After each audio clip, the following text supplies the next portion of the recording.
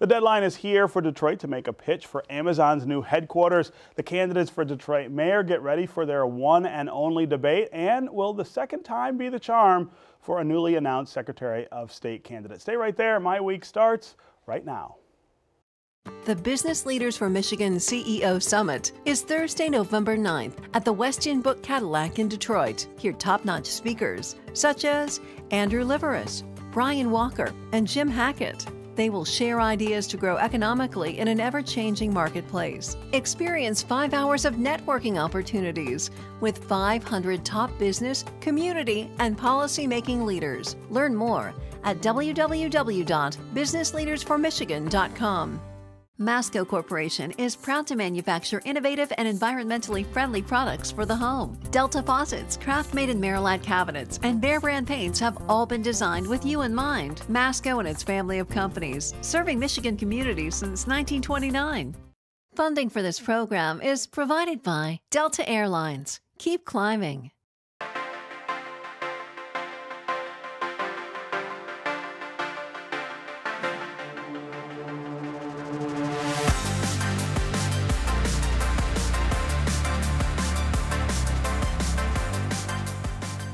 Hi, and welcome to My Week. Don't panic or turn the channel. I'm Stephen Henderson, and I'm just filling in for Christy McDonald while she is away. We have some special guests at the table ready to take on this week's headlines. We'll take a look at Detroit's chances of getting the new Amazon headquarters. Plus, we're a week away from the Detroit mayoral debate, and the first Democrat has thrown her hat into the ring to become Michigan's next Secretary of State. That's all coming up, but we're going to start with Detroit's bid for Amazon's second headquarters. The proposal is due today. Amazon will announce the winning city sometime next year. It's expected the new headquarters will generate 50,000 jobs and several $1 billion of new investment for the winner. So what are the odds of Detroit being that winning city? Let's turn to My Week contributor Nolan Finley, who is the editorial page editor of the Detroit News. And we welcome back Kim Trent from the Wayne State Board of Governors and a policy associate for Michigan Future Incorporated. Plus, appearing for the very first time here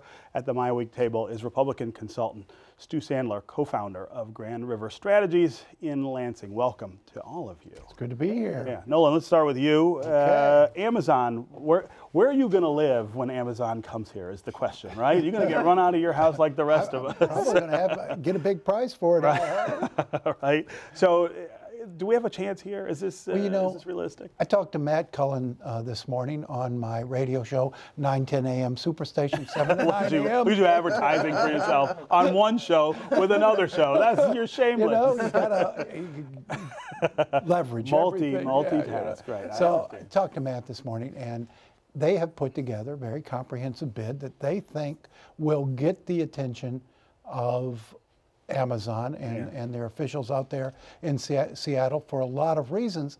And the ones he cited was, first, the whole Detroit compact story is so compelling. Yeah. And why wouldn't Amazon want to come here and make a huge difference in that, where they might go to New York or Philadelphia or another city where they'd just be, another big company. Yeah. Here, they would be the absolute big dog, and if that's what they want, this is a perfect place to do it. The international component with Windsor, they felt was compelling.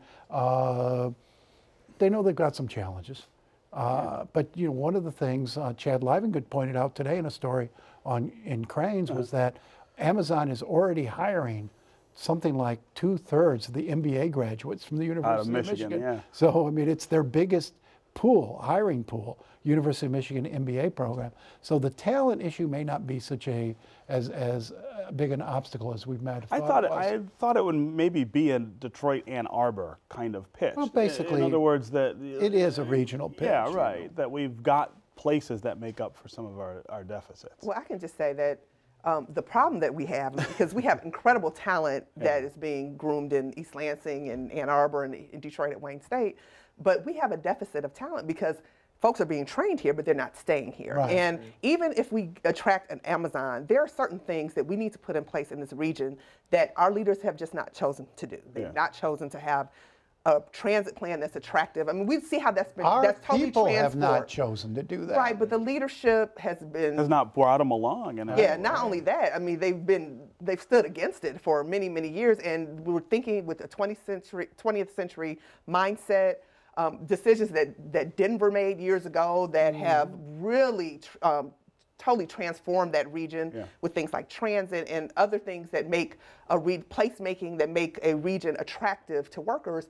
We've gone with just tax cuts as the only kind of leverage that we have, and it's been demonstrated over and over again that that is not what is really driving industries to locate in areas. So I'm happy to see this corporate. I love seeing the leaders in Detroit come together for this effort. I just hope that we can kind of think about the long game so that when the next Amazon comes online, we're prepared for it. Yeah. Sure, and there's been great cooperation, and we do have assets in world-class airport, world-class university, skilled workforce, but we do have detriments. The mass transit is one of them. The high property taxes in Detroit are another. The poor education system for making people want to move to Detroit. Yeah. Those are the struggles that we have, but there is such a compelling comeback story, as Nolan talked about, that people do want to push for Detroit. So I think we have a chance. It's just how big a chance. Yeah. You know, one of the things I really wonder about is whether Jeff Bezos is pulling everybody's chain here. But something says to me he knows where he wants to go.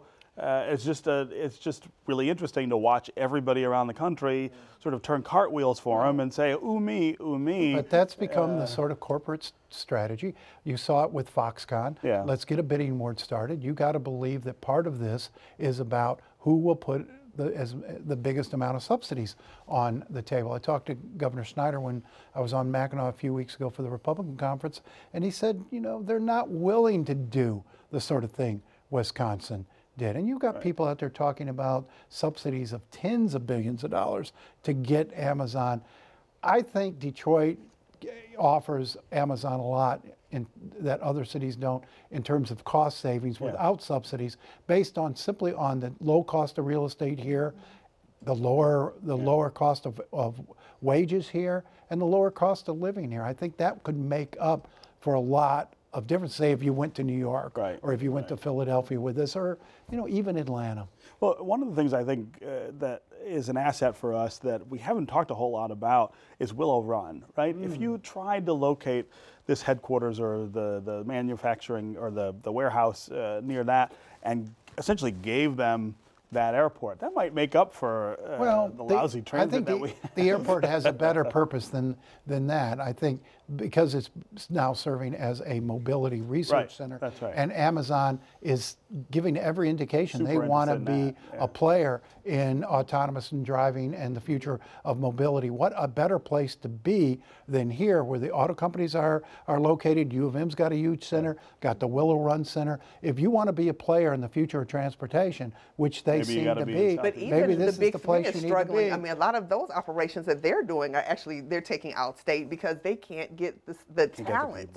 And so, I mean, we have some work to do to make this the kind of place that's attractive to the very most talented millennials who are trying to figure out where they want to live, because work is increasingly mobile. You can kind of work, if you have a laptop and a brain, you can pretty much work anywhere. You want to live somewhere where you want to live. Yeah. And so we've got some work to do to be competitive on that front. Yeah. Stu, talk about the switch in Michigan's approach to all of this. Governor Snyder started off as Mr. Economic Gardening, right? We're not going to chase after companies like this. I think he's learned, and we've learned over that 8 years, that you can't take that hard of a line on this. You have to get in there and compete for these companies, but you don't always win, and even if you do, sometimes it's maybe not even worth it. Well, I think it's become a case-by-case scenario because, in 10, 15, 20 years ago, there was this sort of economic incentives that started chasing business after business, but then what people realized were, the juice wasn't worth the squeeze. The money that they were pouring into these jobs, when they started calculating, the state was giving up more than it was getting. So I think people kind of put the brakes on it and said, we got to stop doing that. And then I think now there's sort of this, well, what's the happy medium where we actually make sure that it's worthwhile to go after? And I think it's been a challenge. But so Foxconn, the pitch we made there, was that reasonable?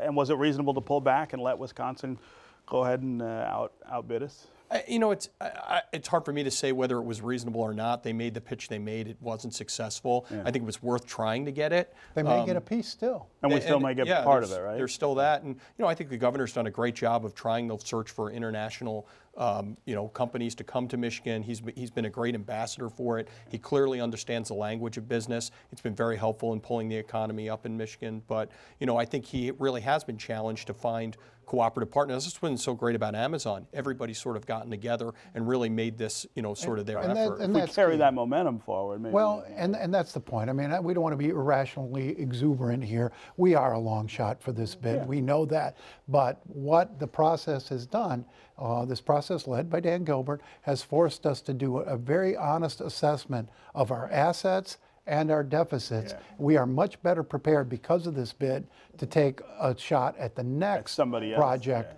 that comes up. Maybe we have a better chance. Perhaps. Yeah. All right, the first Democratic candidate has emerged in next year's Michigan Secretary of State race. Attorney Jocelyn Benson said she will run for the office currently held by Ruth Johnson, who is leaving because of term limits. So far, 3 Republicans are seeking their party's nomination for the race. It has been more than 22 years since a Democrat held that office. This will be Benson's second try at becoming Secretary of State. She ran in 2010 and lost to Ruth Johnson. Early to be talking about 2018, but not just this race. There's other races heating up. The 11th Congressional district, where Dave Trott says he's no longer interested in the job, has attracted all kinds of people. Well, we have a president who launched his re-election campaign about a week after he was inaugurated. Right. So the campaign season That's right. It's perpetual. Campaign season never ends. It does not. Right. And I'm thankful for that. Kim, I know. Good for you, right? Money in the bank, right? Kim, I know you know Jocelyn pretty well. She was the dean of the law school at Wayne State University, where you're on the board of governors. Talk about this. I'm always skeptical about all right, I lost last time. I'm going to take another run at it and somehow believe that the voters will see me differently. What's her strategy? If you look at where we were in 2010, we were at a very desperate place in the state's history. We had a governor who at the time was not very popular. Yeah. Unfortunately, sexism is still a major factor. And I heard pundits actually say things like, oh, another blonde. I actually heard someone say this on a television show. Another blonde woman, no chance she's going to get elected. Isn't Ruth Johnson a blonde woman? That's who beat her. Yeah. Well, but no, I mean, you could say that. Well, I mean, it's true. That's who beat her. I mean, how does blonde woman play into that? Right, but I think that they were saying because she was young, another Democrat. But people, no, you're right. That was a horrible year for Democrats. Every Democrat on the ballot lost. And she actually had a pretty good showing that time. And she did better than a lot of the others. From the time that she was a law student, has been very committed. She's literally written a book about how to run a secretary. She knows more about it than almost anyone. She's passionate about it. She can do anything. This is a woman, Harvard trained. She's making lots of money with Stephen Ross now, I would imagine. She could comfortably just kind of finish out her career there, but this is something she's very passionate about. And I can tell you from her time as dean at the law school at Wayne State, our rankings went up 17 points under her. For the first time ever, Wayne State was a top 100 law school.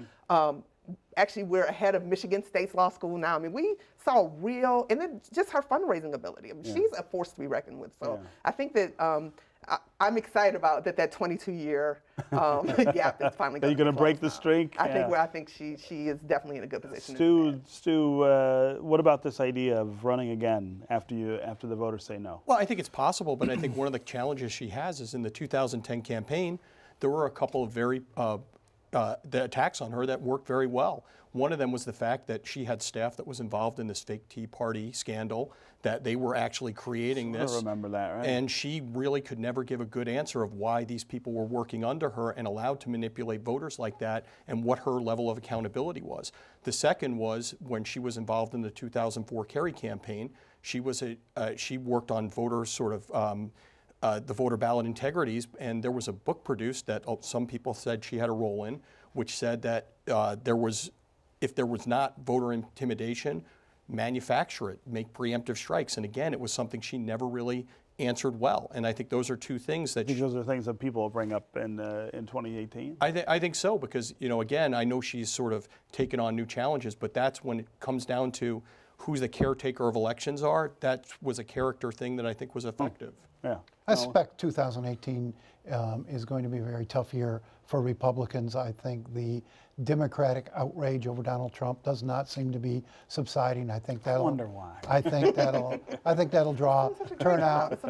Jocelyn Benson's going to has some very wealthy benefactors. You mentioned Stephen Ross. Yeah. I assume she's worked for organizations run by George Soros. I believe she's going to have a big war chest. I don't know who the Republicans are going to put up in terms of, do they have a candidate as attractive to statewide voters as Candace Miller was, as Terry Lynn Land was, as Ruth Johnson was? I mean, who do you think, Stu, is going to be in that race? Right now, I'd say the front runner is Shelby Township Clerk Stan Grott. Yeah. Stan's a personal friend of mine. He's actually run elections pretty well in Shelby Township.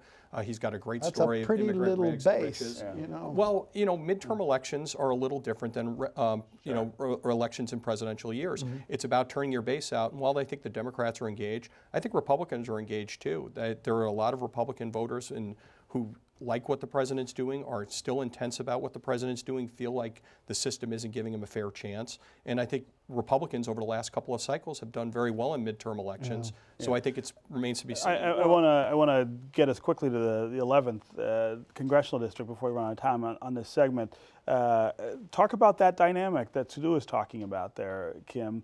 Are Republicans in a position where they can rally around some of the things that the president has said and done, the way they did to win Michigan in 2016?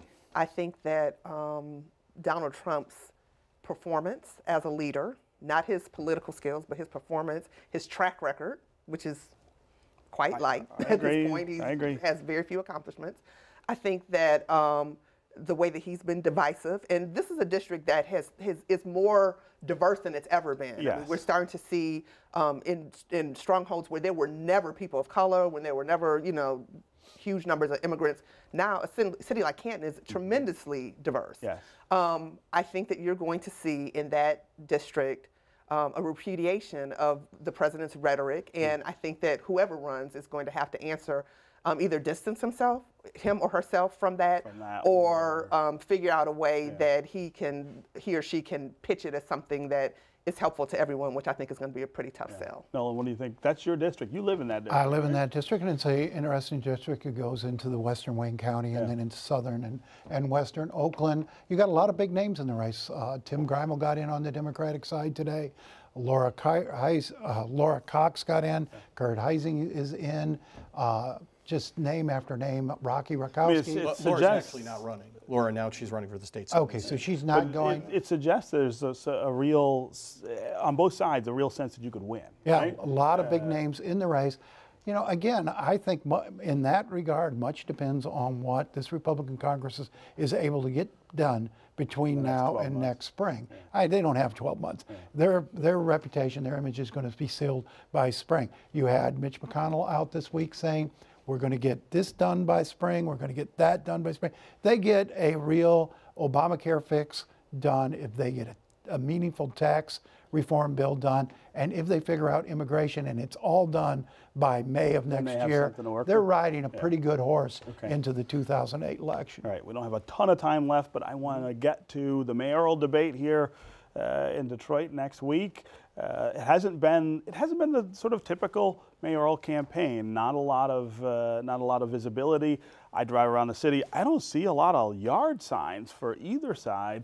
What's at stake in this debate, Kim? I'm having a hard time saying, right? I mean, I think that I'm in a group that is of black women leaders in Detroit, and we decided the only race we were going to endorse in this year was the city clerk race. The clerk race. Because we think that that's probably the more important race, because we don't really see a big, we don't see a lot of competition in this race. I think that the challenge for Coleman Young II is being able to somehow convince voters that we can keep the momentum, even if it's just perceived momentum, but that he would somehow appeal to their sense of you know, Black Pride. Sure. And I thought that he would actually be more aggressive with that argument. He hasn't even really done that I've seen. I mean, I thought he hasn't had a lot of money. You know, some of the people in his campaign and you know who have run campaigns before, we know that that's typically the tactic they take. Good at it. So I haven't even seen a lot of that because of the lack of money. There hasn't been an opportunity to have that robust discussion.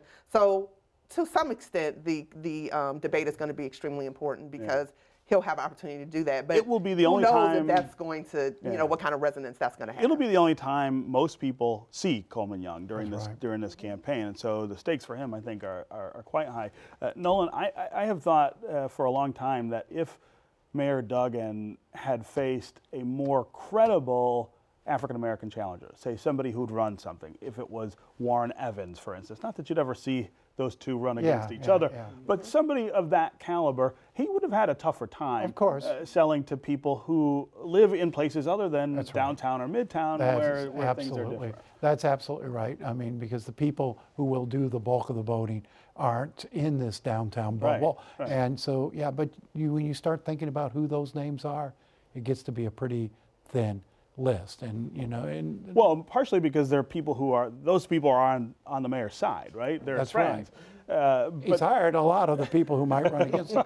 But you think that there should be a pool by now of very solid term limited state lawmakers who would get in the race. We're just not deepening the leadership pool. But I wanted to ask Stu, do debates really matter in a campaign? They can. In a situation like this, in some cases, when it's the only amount of attention a candidate would get, they can make a difference if you can sort of draw that attention. But this race has been over since the primary, and people have sort of known that, and it just doesn't seem like Coleman Young is doing anything to sort of engage that. And like you said, you know, Duggan's a skilled practitioner. He knows politics well. He's built a coalition around himself, and he's raised a lot of money, and he's built a very good, you know, force to execute, and he's done a great job. Yeah, Kim, that question of leadership and the future in Detroit, black leadership and the future in Detroit, is something we've struggled with for a long time. I say since Kwame Kilpatrick self-immolated essentially and took a generation out with him. But we are starting to see some more interesting, I guess, new faces on that scene. One of them is in the clerk's race, where Garland Gilchrist, who's a Detroit native, grew up, went off, did really impressive things somewhere else, and now has come home and said, I want to. And I'm starting to see that. Even people in my generation who have been gone for a couple of decades are coming back. They see the energy here. They want to be part of the solution. And I think that you're going to see some of them, you know, start looking at congressional races, city races, maybe even for mayor at some point. But I think right now the momentum is definitely in the direction of Mayor Duggan. And you know, we are sort of on the cusp of turning the political order over to a new generation. These millennials who are now getting into their mid-30s. You've got some of them in races this year. Sure. John James would certainly qualify for that. It is, you know, for a baby boomer, you know, it's not, it's kind of interesting. You're on your way out? It's a new generation, or a second new generation, is now rising to lead, and I think Detroit will do very well in that millennial generation. I hope so. I mean, I get nervous sometimes about, you know, who that is. I also would say it's a more diverse group of people than we have seen in the past. If you think about someone like Abdul El-Sayed, who was the health commissioner, now says he wants to run for governor. The young woman campaign together. Right, raised a lot of money that no one expected. The young woman who's running in the 11th, Firuz Saad, who works for the mayor. I mean, it's reflecting Detroit change, but not in a way that I think is negative. Well, it's interesting that two of the people you just mentioned, Garland Gilchrist and Farouk, both came out of the Duggan administration. The Duggan administration, so, as did Abdul. But I wonder if he is really trying to cultivate leadership. I don't get the sense. I mean, you know, he's pretty good at sleight of hand, so I don't know how much you're going to actually see the wheels turning. But, you know, there was a McNamara machine. I don't think people feel the sense that there's a Duggan machine. Oh, there's a Duggan machine. But he is recruiting talent, and that's good. I mean, to have that talent in the city is a good thing. That's your first step. But there's toward- definitely a Duggan machine. I think it's called the land bank or the land department. But that's what I was making. He's a skilled political practitioner, and he's done a very good job at executing his political machine. And he's always shown this interest in growing candidates. That's where Jennifer But I Granholm think came. that where he's different in McNamara, you knew who was part of the McNamara. Right. I don't think anybody don't looks see- at Garland Gilchrist and immediately thinks Mike Duggan's guy. Right. I mean, he has. And There's some because distance he's there. attracting talent that I think could stand on its own, and he has that connection. But I don't think anyone thinks he put him in the race. He put, in fact, I know He's his he did, own as a guy. matter of Part of fact, it, I so, think, too, is the political culture. You can't do things like that anymore. It's just, it's changed. And you saw that in Macomb County last cycle when you had Candace Miller take out, Morocco. It's just that, that's the way it works now. Well, they spend a You lot of can't money have- We could go on for hours, I'm sure, but we are out of time. Thank you guys all for being here. Thank you, Steve. Good All job. right, we want to remind you to watch the Detroit mayoral debate right here on Detroit Public Television on Wednesday, October 25th. Mayor Mike Duggan and challenger Coleman Young II will meet up in a joint production between Detroit Public Television and WDIV Local 4. You can see it here and the Detroit News. Thank you, Nolan. You can see it on Detroit Public Television and online at dptv.org. That's going to do it for my week. Thanks for watching. Christy will be back next Thursday. Did you know Roush Enterprises was selected by Google to assemble a test fleet of 100 prototype self-driving cars in 2015? It also produced the new Domino's delivery cars. And speaking of Domino's, Domino's sells well over 2 million pizzas per day around the world, and half of their sales are digital. These are just some of the ways Michigan's pioneers started out as small companies with big ideas.